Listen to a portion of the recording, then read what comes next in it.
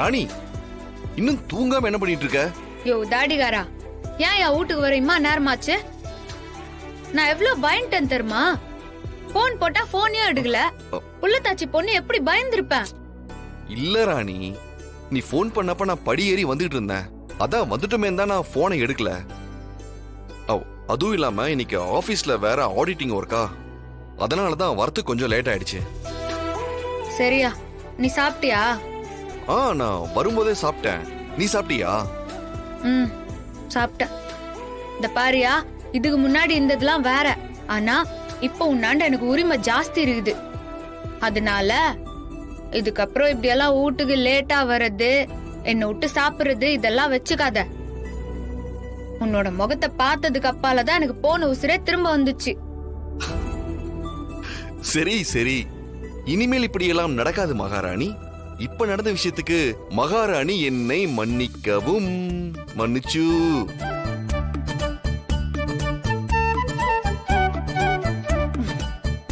ஐயோ சரி சரி, மன்னிச்சிட்டயா?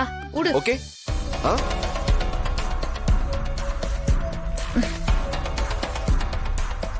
ராணி, ஏன் உன் முகமே சரியில்லை? ஏன் என்னமோ மாதிரி இருக்க? என்னாச்சு? ஜான்சி மேடம் இன்னைக்கு போன் போட்டு வர சொன்னது, அவங்களுக்கு ஆக்சிடென்ட் ஆனது, இது எல்லாத்தையும் இப்ப தாடிகாரனாண்ட சொன்னா கண்டிப்பா இன்னத்துக்கோசரம் என்னாண்ட சொல்லாம அம்மா தூரம் ஆட்டோல தனியா போனேன்னு திட்டுவான். அப்புறம் தாடிகாரனும் பொம்மி அக்காவை கொன்னது யாருன்னு தெரிஞ்சுக்கணும்னு துடிப்பான். அதுக்கப்பால தாடிகாரனோட நிம்மதியும் போயிரும். அதனால ஜான்சி மேடத்தை பத்தி இப்போதைக்கு தாடிகாரனாண்ட மட்டும் இல்ல, யாராண்டியும் சொல்ல கூடாது. ராணி, ராணி, நான் உன்கிட்ட தான் கேட்டுட்டு இருக்கேன். ஏன் ஒரு மாதிரியா இருக்க? ஐயோ அது ஒண்ணும் இல்லையா, அந்த நம்பூதிரி சாமி சொன்ன மாதிரி நம்ம முத வேலையா நாளைக்கு காலையிலே கிளம்பி அந்த கோயிலுக்கு போய் அவர் சொன்ன பரிகாரத்தை எல்லாம் செஞ்சு முச்சிடலாம்யா. எனக்கு என்னமோ அவர் சொல்லிட்டு போனதுல இருந்து என் மனசே சரியில்லையா.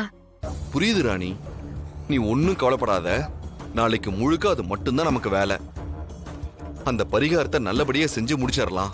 நீ நிம்மதியா படுத்து தூங்கு. நான் போய் ஃப்ரெஷ் அப் ஆயிட்டு வந்துடுறேன். சரியா?